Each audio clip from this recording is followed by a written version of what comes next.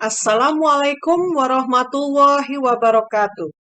Perkenalkan, saya Agusniar Ditasani Rahmawati, peserta pelatihan dasar pekerjaan sosial tahun 2021 yang diselenggarakan oleh BBPPKS Yogyakarta. Selama 2 tahun ini, saya bertugas sebagai pengelola rehabilitasi dan pelayanan sosial di UPT Rehabilitasi Sosial Bina Karya Pasuruan, Dinas Sosial Provinsi Jawa Timur. Pada kesempatan kali ini, saya akan memaparkan pemahaman saya terkait keterampilan dasar dalam pekerjaan sosial di Balai Besar Rehabilitasi Sosial Penyandang Disabilitas Fisik Suharso atau biasa disebut BBRS-PDF yang berlokasi di Surakarta. Visi dari BBRS-PDF ini meningkatnya keberfungsian sosial penyandang disabilitas fisik di masyarakat. Dengan moto melayani sepenuh hati, BBRS-PDF siap membantu para penyandang disabilitas fisik agar lebih berdaya sehingga bisa meningkatkan fungsi sosialnya dalam masyarakat. Bicara mengenai keterampilan dasar pekerjaan sosial, maka ada 3 komponen utama. Pertama adalah komunikasi, kedua relasi, ketiga jejaring atau kemitraan. Komunikasi dikatakan berhasil apabila kedua belah pihak saling percaya sehingga dapat memahami pesan yang tersampaikan. Komunikasi dalam pekerjaan sosial sendiri merupakan proses interaksi antara pekerja sosial dan penerima manfaat yang berhubungan dengan pikiran, bahasa, dan tindakan. Apa yang ada di pikiran penerima manfaat mencoba disampaikan kepada pekerja sosial. Pekerja sosial berusaha memahami si penerima manfaat,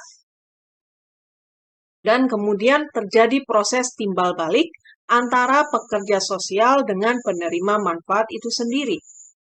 Jika proses ini berhasil, pekerja sosial bisa merasa nyaman sehingga pelan-pelan dia dapat mengungkapkan jati dirinya, menceritakan pengalaman hidupnya hingga permasalahannya.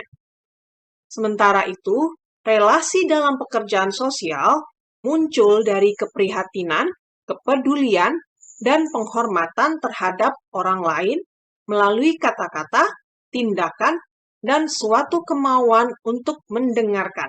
Itu artinya, pekerja sosial harus bisa menjadi a good listener untuk para penerima manfaat.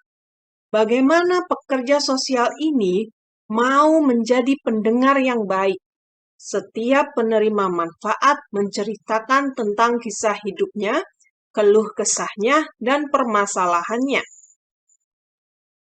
Pada saat komunikasi awal terjalin, akan melahirkan suatu relasi yang membuat penerima manfaat merasa nyaman hingga akhirnya termotivasi untuk bisa lebih berdaya dalam fungsi sosialnya di masyarakat. Namun, ada penerima manfaat yang susah termotivasi. Maka dalam hal ini dibutuhkan relasi pertolongan di mana pekerja sosial harus bisa membujuk si penerima manfaat. Caranya bagaimana? Bisa dengan melihat kira-kira penerima manfaat ini tertarik pada apa. Contoh, si penerima manfaat tertarik musik. Bisa pekerja sosial menyodorkan gitar atau menyodorkan alat musik lain. Sampai si penerima manfaat ini merasa nyaman. Barulah ketika kenyamanan ini terjalin, si pekerja sosial berusaha masuk hingga penerima manfaat bisa menceritakan tentang dirinya. Contoh konkret penerapan komunikasi di BBRS-PDF antara lain menerapkan komunikasi persuasif pada penerima manfaat, sehingga penerima manfaat yang awalnya minder dengan kondisi fisiknya, dengan keterbatasan yang dia miliki, bisa menjadi lebih percaya diri dan mampu menceritakan pengalamannya, serta meningkatkan bakat dan minatnya pada bidang tertentu. Kemudian, komponen yang ketiga dari keterampilan dasar pekerjaan sosial adalah kemitraan atau jejaring kerja. Ini adalah hubungan yang setara di antara dua pihak atau lebih yang saling mendukung untuk memenuhi kebutuhan dan mencapai tujuan yang disepakati bersama. Hal ini menyangkut bentuk kerjasama dengan instansi atau lembaga terkait yang berperan aktif dalam pemberdayaan penerima manfaat. Untuk BPRS-PDF sendiri, bekerja sama dengan instansi pemerintah, lembaga pendidikan, dan LKS. BBRS-PDF sendiri menitik beratkan pada layanan atensi multifungsi yang meliputi dukungan pemenuhan hidup layak, perawatan sosial dan pengasuhan anak, dukungan keluarga, terapi fisik, psikososial, dan mental spiritual, pelatihan vokasional dan pembinaan kewirausahaan, bantuan sosial, dan dukungan aksesibilitas. Apabila komponen-komponen ini dikerucutkan, maka pendekatan layanan ini dibagi menjadi 3, yaitu keluarga, komunitas, dan residensial. Berdasarkan program layanan atensi multifungsi ini, tentu saja membutuhkan dukungan komunikasi dan relasi dari pekerja sosial dengan penerima manfaat. Selain itu, juga dukungan dari instansi terkait, seperti instansi pemerintah, lembaga pendidikan, dan LKS. Berbicara mengenai keterampilan yang harus dimiliki oleh pekerja sosial, maka yang utama adalah proses awal perkenalan pekerja sosial dengan penerima manfaat itu sendiri. Bagaimana seorang pekerja sosial mengambil hati si penerima manfaat agar penerima manfaat ini menjadi nyaman, percaya, dan terbuka untuk menceritakan tentang dirinya dan kehidupannya. Apabila proses ini berhasil, maka pekerja sosial bisa mengetahui bakat dan minat yang dimiliki oleh penerima manfaat ini. Apabila penerima manfaat ini tertarik di bidang IT, bisa diikutkan pelatihan komputer. Apabila dia menyukai menjahit, bisa diikutkan pelatihan jahit. Apabila tertarik pada musik, bisa diarahkan ke musik. Sayangnya, semenjak pandemi COVID-19 yang melanda Indonesia pada bulan Maret tahun 2020 lalu, membuat perubahan pada layanan di BBRS-PDF. Larangan terjadinya kontak fisik menjadi tantangan sendiri bagi pekerja sosial.